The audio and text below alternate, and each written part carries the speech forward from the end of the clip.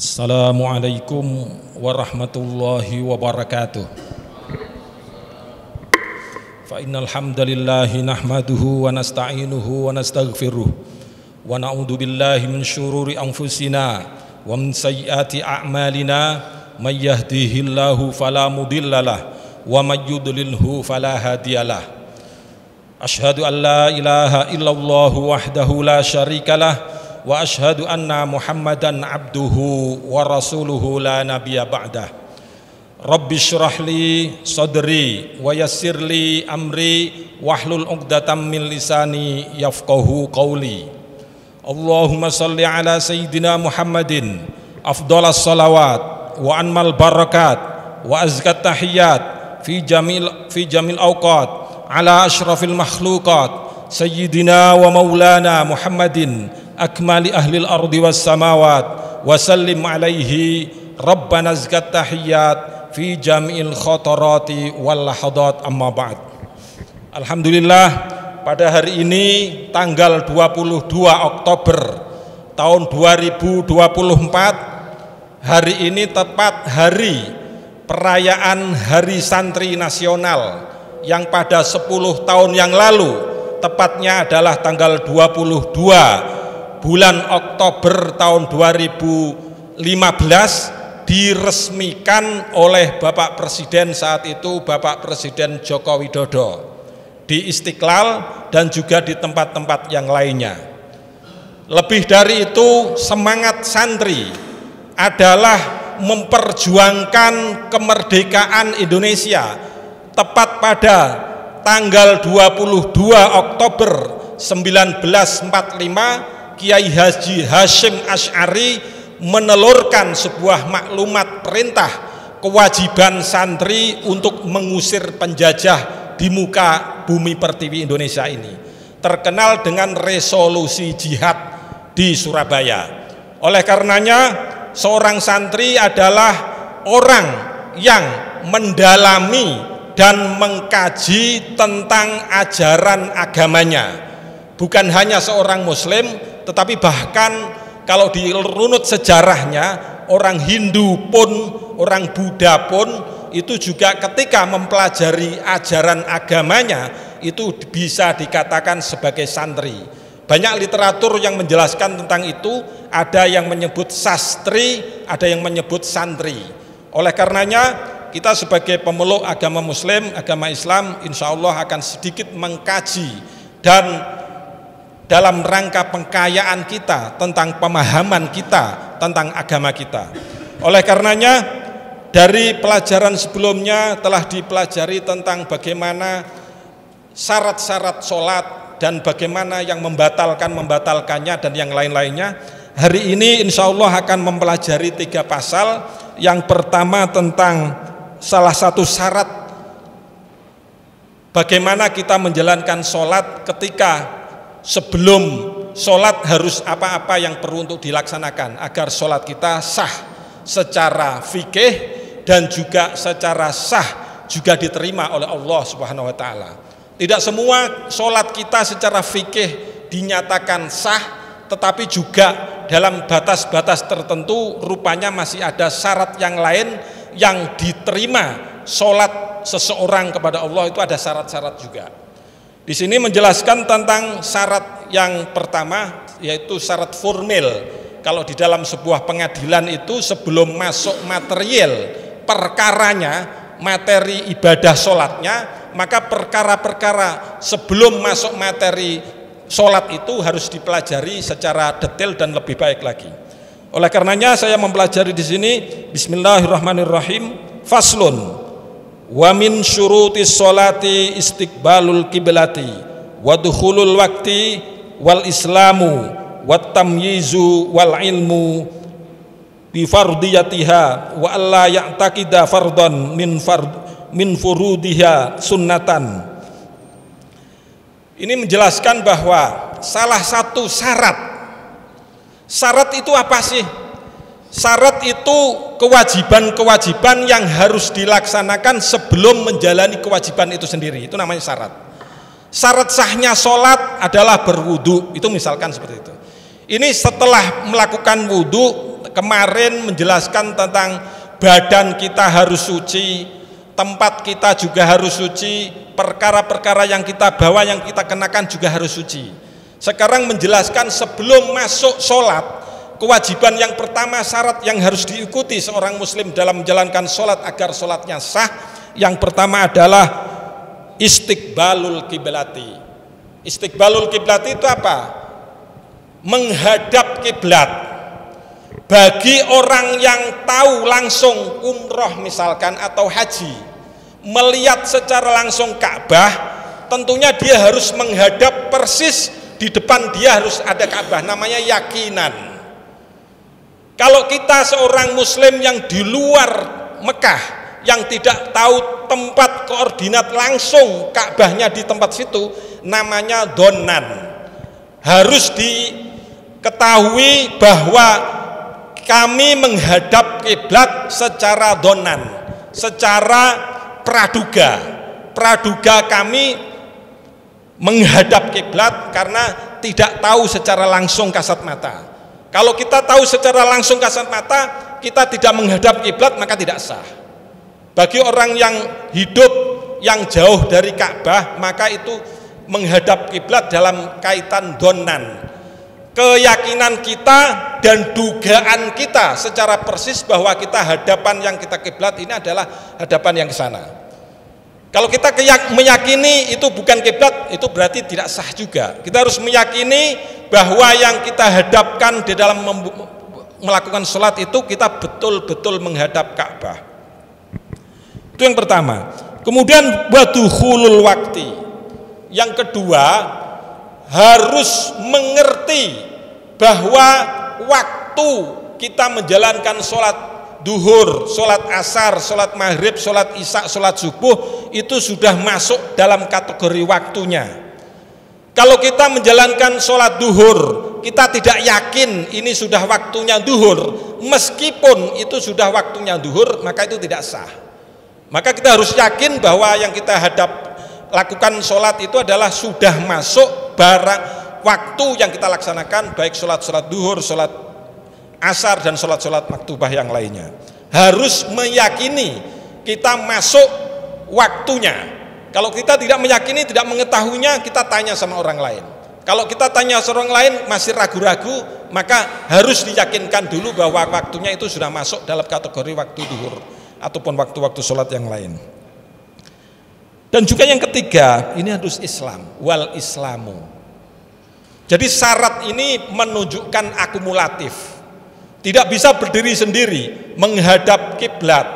Kemudian yang kedua juga harus kemudian meyakini sudah masuk waktunya. Dan yang ketiga harus Islam. Orang yang tidak beragama Islam menjalankan kewajiban sholat meskipun syarat rukunnya sudah dipenuhi, maka itu tidak sah dan tidak dianggap sebagai sholat. Ini sifatnya akumulatif, jadi tidak bisa berdiri sendiri, harus keseluruhnya menghadap kiblat dan juga mengetahui masuk waktunya. Dan yang ketiga ini juga harus muslim, seorang muslim. Dan bukan hanya itu, tetapi watamyizu, dan orang yang bisa membedakan mana yang benar dan yang salah. Orang at-tamyiz. Tamyiz itu biasanya diredaksikan adalah orang yang sudah umurnya bisa membedakan antara yang benar maupun yang tidak benar. Bisa membedakan yang salah ataupun yang benar. Biasanya disebut dalam kategori umurnya, umur di atas 12 tahun ataupun orang-orang yang sudah cukup dewasa kira-kira. Wal ilmu bifardiyatiha, dan juga harus mengerti tentang seluk-beluk fardunya sholat itu apa saja. Jangan sampai nanti yang sunnahnya sholat dianggap fardu, yang fardunya sholat dianggap sebagai sunnah. Jadi ini pengertian kita tentang masalah sholat harus sering mengkaji di berbagai macam kajian itu, sehingga saling memahami mana yang dianggap fardunya sholat, mana yang dianggap sebagai sunnahnya sholat. Itu harus dipastikan bahwa fardunya, misalkan contohnya kita sholat itu harus ada baca surat Fatihah, itu wajib, nggak bisa diganti, tidak bisa diredaksikan dengan redaksi bahasa-bahasa selain bahasa Al-Quran, selain surat Al-Fatihah. Misalkan contohnya doa-doa selain itu, doa rukuk, doa sujud, itu kalau diganti juga nggak apa-apa, karena itu sifatnya bukan sebagai fardu di dalam kewajiban rukun-rukun di dalam menjalankan sholat itu, kewajiban-kewajiban utama. Jadi mana yang utama, mana yang pelengkap, mana itu harus diketahui secara detailnya, secara seluk-beluknya. Wa alla ya'taqida fardhon min furudiha sunnatan. Oh, ini dijelaskan. Jangan sampai kemudian kita meyakini bahwa yang fardu di antara fardu-fardunya sholat itu kita yakini sebagai sunnah. Dan ini nanti akan dijelaskan lebih rinci lagi terkait masalah hal detail masalah-masalah yang ini. Ini secara umum saja. Wasatru bima yasturu bihi launal basyarati li jami'i badanil hurrati illal wajha wal kafaini. Ini bagi perempuan, bagi yang berjenis kelamin perempuan, ini harus menutupi seluruh badannya. Seluruh badan itu artinya dari ujung kepala sampai kaki itu harus tertutupi kecuali wajah dan telapak tangan. Itu harus menutupi, yang menutupi itu apa? Launal basyarati, ditutupi sehingga badannya ini tidak kelihatan badannya. Kalau yang menutupi ini sesuatu benda lain menutupi badannya tetapi badannya masih kelihatan, bagaimana? Contohnya misalkan seseorang perempuan menutupi sholat pakai mukena, tapi mukena ini sifatnya plastik misalkan, kelihatan di luar, kelihatan badannya meskipun sudah ditutupi, itu tidak sah. Mukena sholat bagi perempuan itu harus menutupi seluruh wajahnya, kecuali seluruh badannya kecuali wajah dan telapak tangan kanan maupun kirinya. Tetapi benda yang menutupi itu harus benda yang bisa dipastikan menutupi seluruh auratnya, yang tidak kelihatan kasat mata dari pihak lain. Kalau misalkan kayak kaca, kayak kemudian misalkan plastik yang putih bisa kelihatan, masih kelihatan badannya, itu tidak sah. Itu karena masih kelihatan. Nah, itu harus bisa menutupi seluruhnya ini. Illal wajha wal kaffaini. Oh, ini disebut di dalam ilmu gramatika bahasa, kenapa ini dibaca wajha kok tidak wajhu apapun wajhi? Karena ini ada istilahnya istisna. Istisna itu apa? Mastasnatil lama tamamin yantasib wa ba'da nafyin au kanafyin tuhib. Jadi kalau istisna itu ada redaksi bahasa, redaksinya normal, maka ketika ada kata illa, maka setelah kata illa ini harus dibaca fathah. Qomal qaumu illa Muhammadan. Kalau redaksi bahasanya normal, bahasa tamam, bahasa normal yang tidak bahasa nafi. Nafi itu apa? Nafi itu bahasa yang seperti kata misalkan contohnya gini, la ilaha illallahu, dibaca meskipun ada kata illa tetapi tetap dibaca Allahu, karena nafi, tidak ada Tuhan. Kata tidak ada ini tidak, kata tidak ini nafi namanya. Tidak ada Tuhan yang patut untuk disembah illallahu kecuali Allah. Kalau redaksinya bukan nafi kayak seperti ini, qomal qaumu illa Zaidan illa Muhammadan, seluruh kaum itu berdiri semua kecuali Muhammad. Nah, Muhammad itu harus dibaca fathah, dibaca apa? Nasab. Nah, ini di sini juga disebut wasatru bima yasturu bihi launal basyarati li jami'i badanil hurrati illal wajha wal kaffaini. Maka harus dibaca fathah. Itu buktinya seperti itu. Kemudian di dalam redaksi bahasa-bahasa Arab itu ada unsur ulama-ulama yang berbeda pandangan. Siapa sih yang kemudian menasabkan kata-kata setelah ilah? Kalau menurut Imam Sibaweh itu redaksi salah satu ulama bahasa zaman dulu yang hingga kini masih dipakai. Beliau adalah seorang ulama yang literalis, melihat segala sesuatu harus tekstual. Itu yang menasabkan itu bukan yang lain-lain, tetapi kata illah sendiri itu yang menasabkan. Jadi di sini misalkan disebut illal wajha wal kafaini. Jadi yang menasabkan itu kata illah sendiri. Tetapi jumhur ulama, mayoritas orang-orang ahli bahasa nahwu itu yang menasabkan itu adalah amil sebelum kata illah. Jadi ada kata-kata yang sebelumnya itu yang menasabkan illah hanya sebatas wasilah. Itu disebut di situ mastasnatil lama tamamin yantasib wa ba'da nafyin aw li nafyin tuhib itba'u mattasil wa ansib mangqata wa antamimin du batlin waqa. Jadi kalau Imam Bani Tamim itu wa antamimin ibdalun waqa. Kalau Imam Bani Tamim itu boleh dibaca mengikuti kata sebelum ilah. Jadi kalau di sini berarti launal basyarati li jami'i badanil hurrati illal wajhi wal kafaini. Kalau Bani Tamim boleh membaca sesuai dengan kata-kata sebelum ilah, kalau kasroh dibaca kasroh. Itu Bani Tamim. Itu di dalam redaksi dalam bahasa Arab memang ada pilihan-pilihan, boleh membaca kasroh, fathah, dhammah, tetapi yang paling penting ada kaedahnya dan ada yang diikutinya. Ini yang membedakan dalam redaksi bahasa-bahasa kajian keagamaan, pesantren dan yang lain-lain itu segala sesuatu ada rumus-rumusannya. Itu salah satunya itu. Kemudian kalau seandainya untuk laki-laki bagaimana? Kalau tadi kan yang dikatakan perempuan seluruh tubuhnya harus dipakai mukena maupun barang benda yang lain, tetapi harus menutupi seluruhnya selain wajah dan kedua telapak tangan. Tetapi itu pun harus disyaratkan yang menutupi pun itu adalah benda yang tidak bisa dilihat dari luar. Kalau misalkan pakaiannya terlalu tipis dan masih bisa dilihat dari luar, itu juga tidak sah sholatnya. Itu bagi perempuan. Untuk bagi laki-laki, wasat rumah bainas surrati warrukbati lidzakari wal amati min kulil jawanibi illal asfali.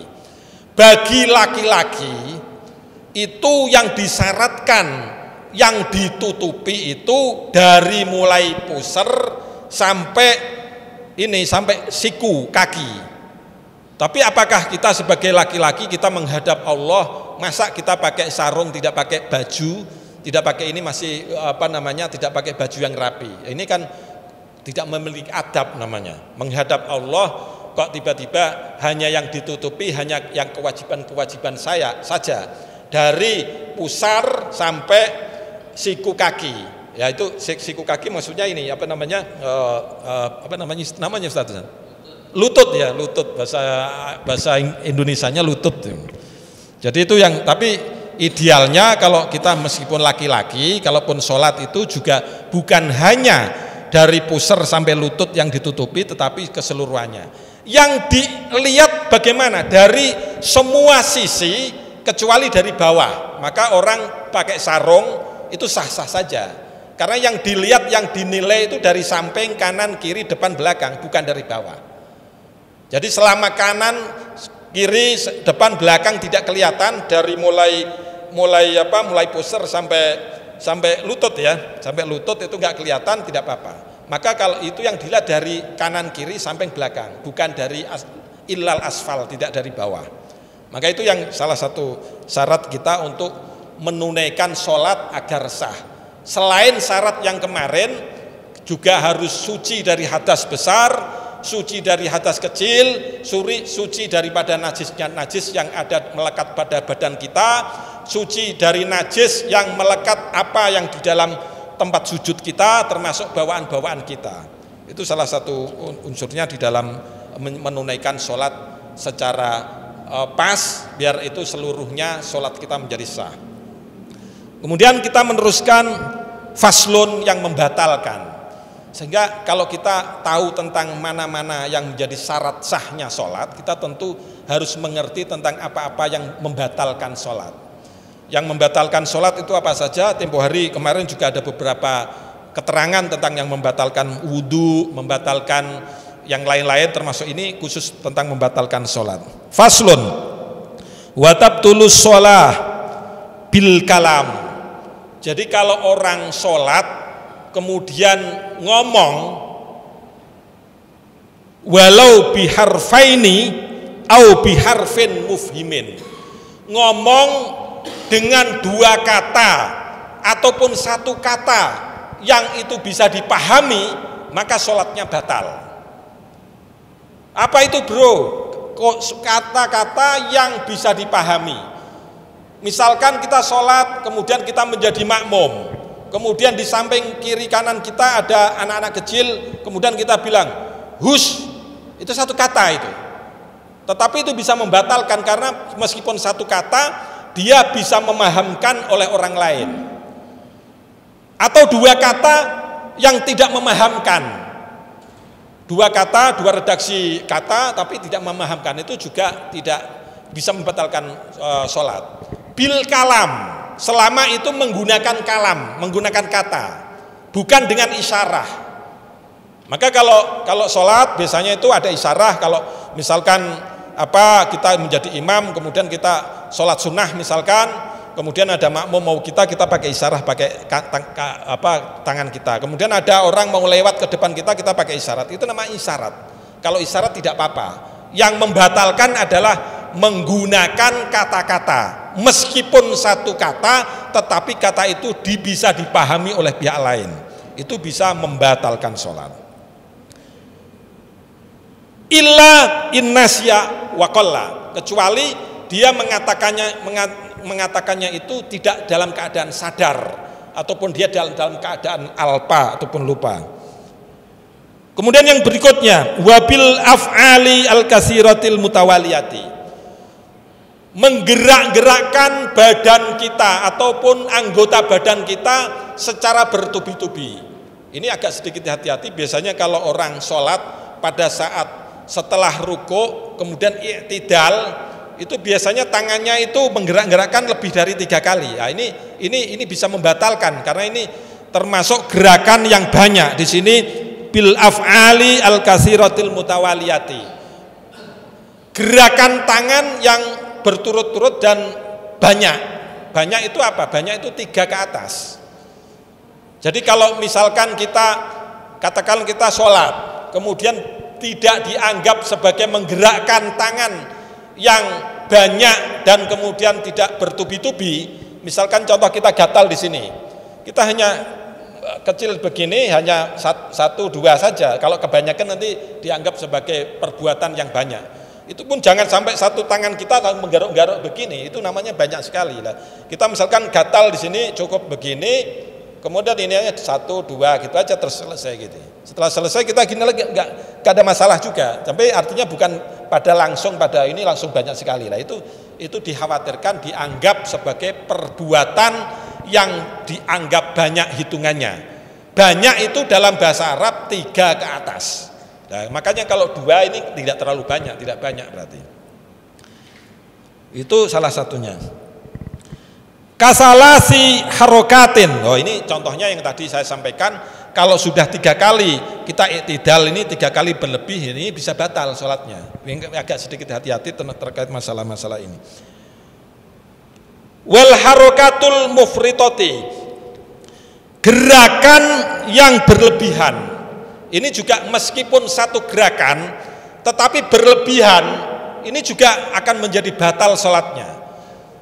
Ini misalkan contohnya ada sholat imam, kemudian ada makmum dekat pendek, kemudian ada makmum lagi mengkaitkan makmum lain agar turun ke belakang. Itu sebaiknya turunnya jangan langsung 3 kali, tapi sekali saja, nanti pelan-pelan baru nanti bisa nyambung sepadan. Kalau dia imam di depan, kemudian makmumnya sedikit, ada makmum lagi, terus kemudian dikasih isyarat untuk mundur, dia mundurnya 3 kali secara berturut-turut, nah itu juga batal. Karena rangkaian kegiatan yang dianggap banyak dan bertubi-tubi secara langsung, maksudnya itu bisa membatalkan. Maka harus pelan-pelan satu saja dulu, nanti setelah itu baru lagi, tidak ada masalah. Itu kalau ataupun satu gerakan yang dilaksanakan secara berlebih-lebihan. Misalkan langsung melakukan gerakan sekali tetapi langsung itu berlebih-lebihan. Nah, itu juga mengkhawatirkan. Ini contohnya mungkin banyak sekali, mungkin dalam konteks-konteks itu bisa dipahami secara garis besar seperti itu. Kemudian wa ziyadati ruknin fi'liyin, menambahkan satu rukun yang sifatnya fi'il yang sekiranya berupa fisik. Contohnya apa maksudnya? Menambahkan unsur sholat. Contohnya gini, kita sholat asar itu 4 rakaat. Kemudian kita tidak lupa, kita yakin yang kita kerjakan sudah 4 rakaat. Kemudian kita menambahkan 1 rakaat lagi menjadi 5 rakaat. Padahal kita ini dalam keadaan sadar, kita betul-betul menjalankan 4 rakaat, tetapi kita menambahkan 1 rakaat untuk menambahkan ini. Dan ini waziyadati ruknin fi'liyin. Contohnya seperti itu. Misalkan sholat maghrib 3 rakaat, kita sudah yakin, kita tidak ragu bahwa itu sudah 3 rakaat, kemudian kita menambahkan 1 rakaat lagi, ya itu namanya ziyadatu ruknin fi'liyin. Itu tidak boleh, itu juga menjadi batal sholatnya, karena sudah pakemnya 3 ya 3, pakemnya 4 kalau rakaatnya sudah yang menjadi kewajiban itu. Kita tidak boleh menambahkan maupun mengurangi, kecuali kalau dalam kondisi dia lupa, apakah saya menjalankan sholat baru 3 rakaat atau sudah 4 rakaat. Yang dihitung itu adalah yang bilangan terkecil. Kalau kita dalam keadaan lupa, kita setelah sujud kita lupa, saya sudah menjalankan 2 rakaat atau 3 rakaat, hitungan yang paling kecil itu yang dihitung, yang dipastikan. Itu dalam keadaan sahwi, maka setelahnya itu dianjurkan untuk sujud sahwi. Wal harakatu al wahidatu lil la'bi bil akli wasyarbi. Ada satu kegiatan gerakan sekali tetapi untuk kategori untuk berbuat mainan, makan maupun minum, itu juga batal. Misalkan kita sholat, kemudian kita haus, kemudian kita pakai ada aqua, kita minum. Nah itu gerakan minum maupun makan maupun sesuatu yang kita lakukan untuk permainan, bukan hanya makan minum, tetapi kita bisa untuk memainkan. Misalkan ada anak kecil di situ, ada gaduh, kemudian kita ke kemplang, itu memainkan misalkan, itu kita batal sendiri. Itu contoh-contoh yang sederhana seperti itu. Illa innasya wa qalla, segala sesuatu itu kalau lupa maupun kita khilaf lupa tidak sadar, maka itu tidak apa-apa. Tapi kalaupun lupa pun itu kerjaannya harus sedikit, harus minimalis, dan harus tidak pekerjaan yang banyak di dalam kategori sholat kalau kita sholat. Berbeda ini dalam hal kaitan pada saat situasi tidak normal. Kita menjalankan sholat, misalkan sholat khauf dalam keadaan perang. Kita berubah secara fisik meskipun 3 langkah, 4 langkah dari tempat sini, kemudian ada huru hara, kemudian kita berbelok ke tempat lain meskipun sambil lari pun, kemudian mencari tempat yang aman, kita meneruskan sholat tidak apa-apa. Dalam kondisi yang darurat, dalam kondisi yang tidak normal, dalam kondisi perang maupun kondisi chaos, di kondisi lapangan masa dalam kondisi normal ini maksudnya, dalam kondisi normal kita sholat melangkah lebih dari 3 kali langkahan itu sudah batal dalam keadaan sholat kondisi yang normal. Kemudian yang seterusnya, wabiniyati qot'is sholati, kita menjalankan sholat duhur, tiba-tiba baru 2 rakaat, kemudian kita ada tamu misalkan, assalamualaikum Ustadz, lagi apa Ustadz? Kemudian kita niat untuk membatalkan sholat, meskipun kita tetap melanjutkan 2 rakaat berikutnya. Kalau niat kita sudah ingin membatalkan, maka itu sholatnya sudah batal. Jadi kalau ada tamu, ada ibu-ibu ataupun yang lain yang mencoba untuk menanyakan seseorang pada saat kita sholat, kita tentunya kita lanjutkan sholat sampai selesai, baru kita menghadapi tamu ataupun apa yang memanggil-manggil kita. Kalau kita sudah dipanggil, kemudian kita niat kita ingin membatalkan meskipun kita sampai selesai, maka sholatnya itu tidak sah. Itu batal dengan sendirinya. Artinya kalau batal berarti tidak sah, harus diminta untuk mengulangi. Atau kemudian yang lain, wa yata'allaqu qat'iha wa bitaraddudi fihi wa bi an yamdiya ruknun ma'a syakki fi niyyati taharrumi au bituli zaman syakki.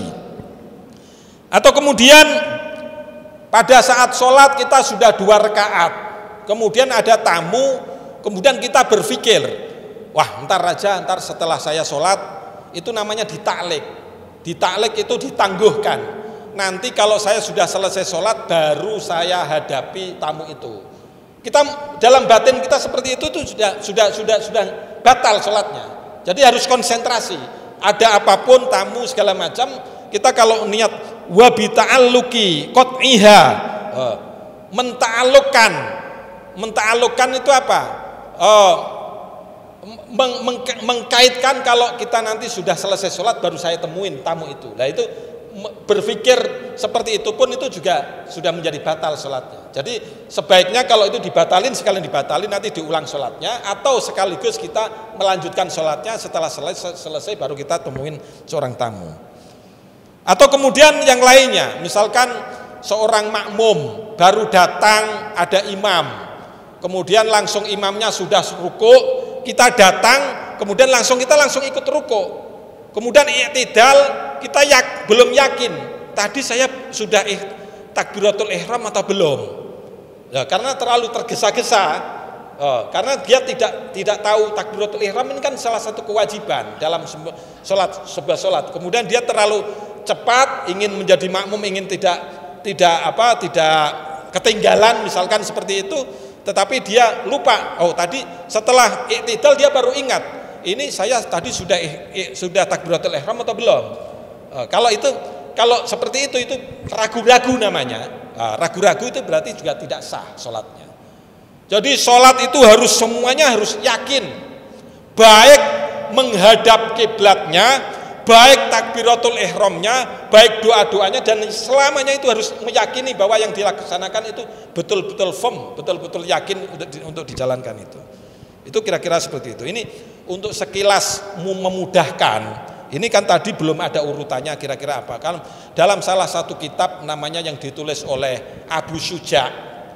Kitab Abu Syuja itu ditulis oleh Al-Qadhi Abu Syuja Ahmad bin Husain Al-Asfihani. Itu di dalam matan Abu Syuja yang sering disebut kitab takrib. Itu disebut di pelajaran seluruh pesantren di Indonesia itu insya Allah mempelajari kitab takrib. Itu disebut begini. Walladhi yabtulu sholatu ahada asyara syai'an. Ada 11 hal yang bisa membatalkan sholat. Ini gampang enaknya. Kalau tadi kan masih tidak ditentukan berapa jumlahnya. Ini ditentukan ada 11. Yang pertama al-kalam al-amdu. Perkataan yang disengaja. Kita sholat dengan menggunakan perkataan lain selain perkataan-perkataan dalam sholat yang disengaja, maka itu membatalkan yang pertama. Wal amalul katsir, melaksanakan kegiatan ataupun gerakan-gerakan yang banyak itu 3 kali lebih, itu bisa membatalkan. Kemudian wal hadasu, hadas itu tiba-tiba kita sholat, tiba-tiba kita kentut misalkan, atau yang lain, atau kesentuh lawan jenis kita, dan kita ada rangsangan kita untuk nafsu, lah itu juga menjadi batal. Ada yang mengatakan kalau tidak nafsu tidak batal, tetapi ada yang mengatakan kalau nafsu baru batal. Itu ada beberapa penjelasan dari ulama-ulama kita. Tetapi kalau intinya, kalau kita melaksanakan tawaf maupun umroh, kalau kita sholat kesentuh perempuan yang lain, yaitu kita nganggap bahwa itu tidak batal karena ada imam yang mengatakan tidak batal. Tetapi dalam kondisi normal begini di masjid Indonesia, kemudian kalau kita kesentuh ada laki-laki sholat, kemudian kesentuh sama istrinya, mengajak untuk tiba-tiba menyentuh suaminya, itu juga batal juga. Itu ini di sini hadas namanya, atau kentut atau yang lain-lainnya. Kemudian yang keempat, wahudusun najasati, terkena najis. Setelah kita sholat tiba-tiba ada burung di atas, kemudian kotorannya burung mengenai baju kita atau mengenai tempat kita sholat atau mengenai dari tubuh kita sholat. Nah itu juga menjadi batal juga.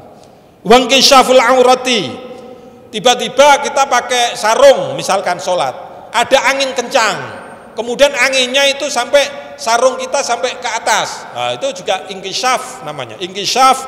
Ingkishaful aurati, nah, itu juga termasuk batal di dalam menjalankan sholat. Itu yang kelima. Kemudian yang keenam, wataghyirun niyati, merubah niat. Kita sudah sholat duhur, tiba-tiba kita ingin merubah sholat yang saya laksanakan ini sholat asar. Merubah niat sholat dari sholat satu kepada sholat yang lain, itu juga batal. Kemudian yang ketujuh, istidbarul kiblati, menolak belakangi kiblat. Awalnya dia sholatnya itu yang kiblatnya itu arah ke sana, tiba-tiba dia sholat ke arah timur, ke arah selatan, ke arah utara. Itu tidak boleh juga, itu batal sholatnya yang seperti itu. Kemudian yang ke-8, aklu, makan. Kemudian yang ke-9, minum. Kemudian yang ke-10, al-kohkohah. Al-kohkohah itu tertawa terbahak-bahak, berkata cengengesan maupun pecicilan. Ngomong setelah sholat tiba-tiba ada omongan yang pecicilan maupun berkata yang terbahak-bahak. Nah, itu juga ketawa yang berlebihan segala macam, itu al-kohkohah, tertawa yang terbahak-bahak. Itu yang ke-10. Yang ke-11, ar-riddatu. Kemudian kita sholat, kemudian melaksanakan murtad, keluar dari Islam, itu secara otomatis juga batal. Itu menurut kacamata matan Abu Syuja. Abu Syuja al-Asfihani, seluruh rangkaian ini dipelajari di dunia pesantren. Alhamdulillah ini terakhir ingin mengajak kita semuanya, karena ini pelajaran penting. Tadi itu adalah pelajaran secara formal. Formal itu maksudnya apa? Secara rukun formal, tubuh kita harus bersih, segala macam kita harus persesuaian. Ini ada keterangan sedikit tentang masalah yang esetoris. Esetoris itu apa? Yang bersifat tidak kelihatan secara tampak perbuatan-perbuatan sholat, tapi perbuatan hati. Ini menjadi penting, karena rumus sholat untuk diterima kepada Allah itu tidak hanya sah secara fisik, tetapi juga baik secara batin. Meskipun fisiknya sah menurut kacamata fikih, tetapi kalau Allah tidak menerima sholat kan akan menjadi bahaya. Nah ini keterangan setelah selanjutnya disebut wasyurita ma'a ma marra liqabuliha indallahi subhanahu wa ta'ala ayyaksida biha wajhallahi ta'ala wahdahu. Syarat sahnya sholat kita agar diterima daripada Allah subhanahu wa ta'ala, selain daripada sholat sah, rukun-rukun yang tadi secara fisik, itu juga harus secara batin, secara hati kita. Sholat yang kita laksanakan ini harus bertujuan hanya diperuntukkan kepada Allah.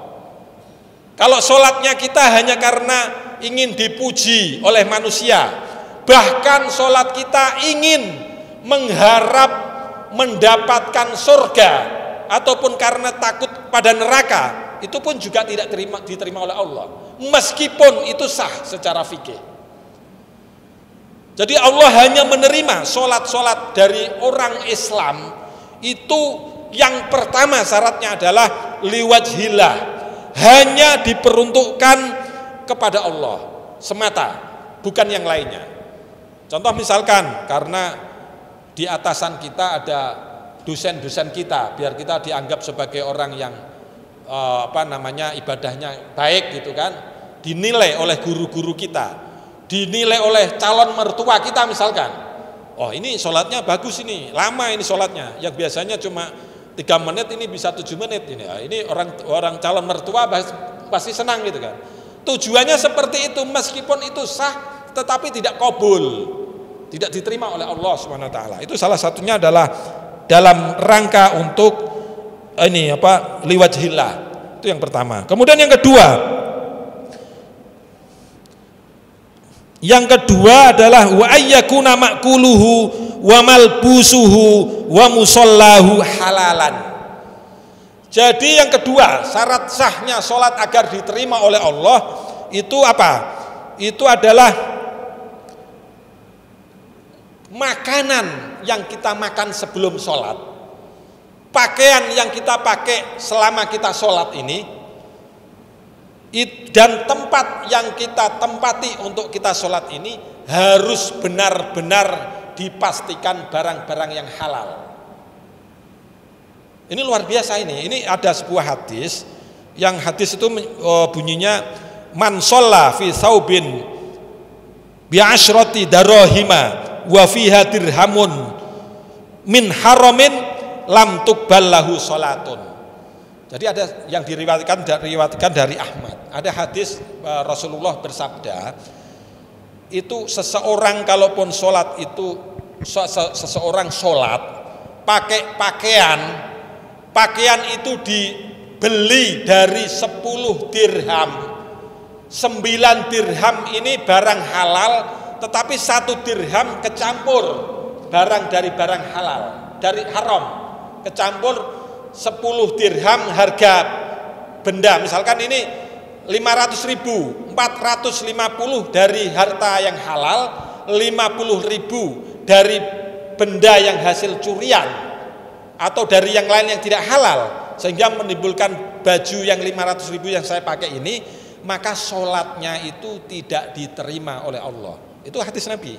Jadi makanya pada saat kita boleh menggunakan barang-barang kita mewah apapun boleh dilaksanakan, tetapi pada saat kita sholat sebaiknya itu makanan yang kita makan, barang-barang perhiasan yang kita pakai di dalam sekujur tubuh kita ini adalah barang-barang yang dipastikan di dalam memperolehnya dalam kondisi yang baik-baik dan halal-halal saja, khusus pada saat sholat. Itu syarat kedua yang harus diterima. Bagaimana sholat kita harus diterima. Kemudian yang ketiga, wa ayyahdura qalbahu fiha falaisa lahu min sholatihi illa ma aqala minha. Jadi yang syarat ketiga adalah hatinya seseorang ini harus hadir di hadapan Allah. Maka di dalam surat Al-Mu'minun itu pada ayat pertama, qad aflahal mu'minuna alladzina hum fi sholatihim khashi'un. Sangat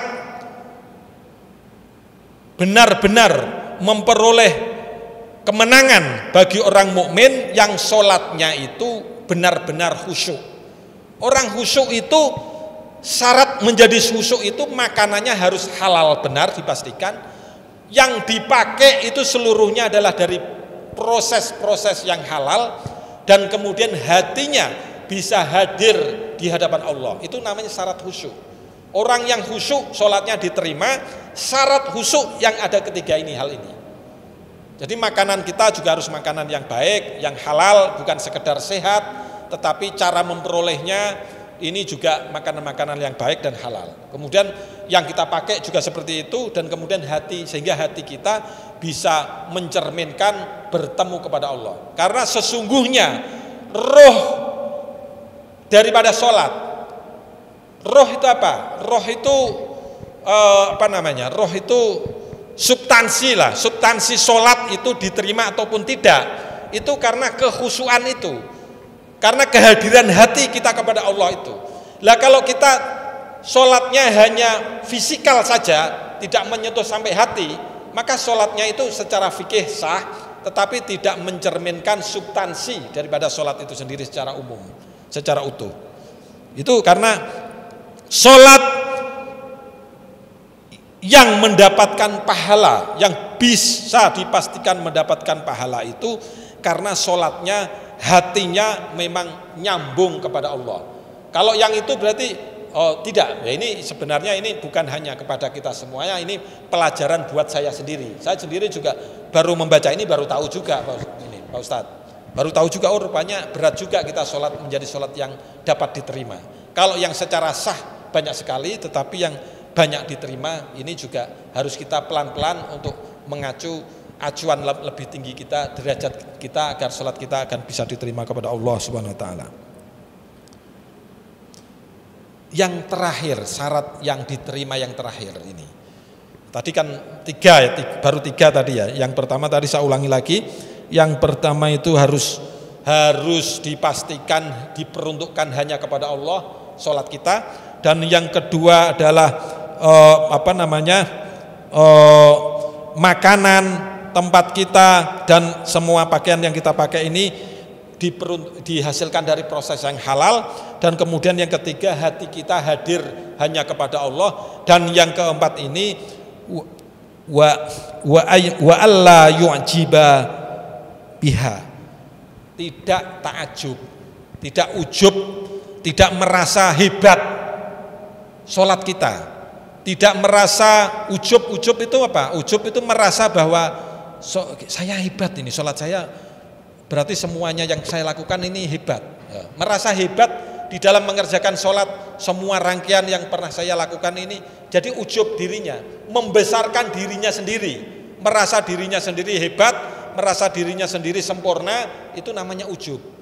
Ujub itu apa? Ujub itu sifat batin, sifat hati. Sehingga sholat yang dapat diterima ini kesimpulannya adalah sholat yang secara fisik dilaksanakan sesuai dengan kaidah-kaidah fikih, tetapi secara substansi, secara batin juga mencerminkan perilaku-perilaku hati. Sholat bukan hanya sekedar pelaksanaan fisik, tetapi juga pelaksanaan hati. Menghubungkan hati kita kepada Allah disertai tidak adanya ujub.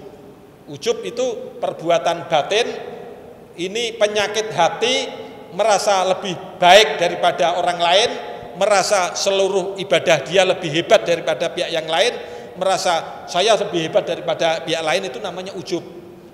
Nah itu membatalkan pahala sholat, sehingga bisa juga sah sholatnya tetapi tidak terima dari Allah Subhanahu wa taala. Oleh karenanya mudah-mudahan kajian kita kecil ini mudah-mudahan bisa memberikan pengertian kita bersama, bisa memperbaiki sholat kita bersama semuanya. Mudah-mudahan pada hari yang baik ini, mudah-mudahan Allah memberkahi kita semuanya.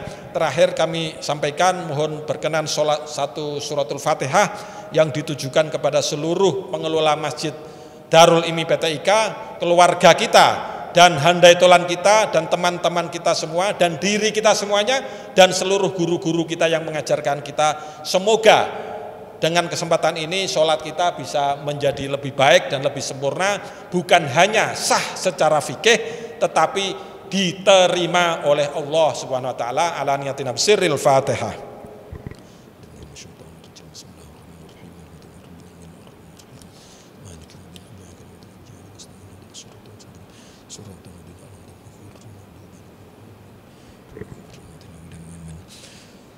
Selanjutnya nanti insya Allah pada waktu berikutnya menjelaskan tentang pasal yang menjelaskan rukun-rukun sholat. Rukun-rukun sholat itu di sini disebutkan ada 17. Apa itu 17?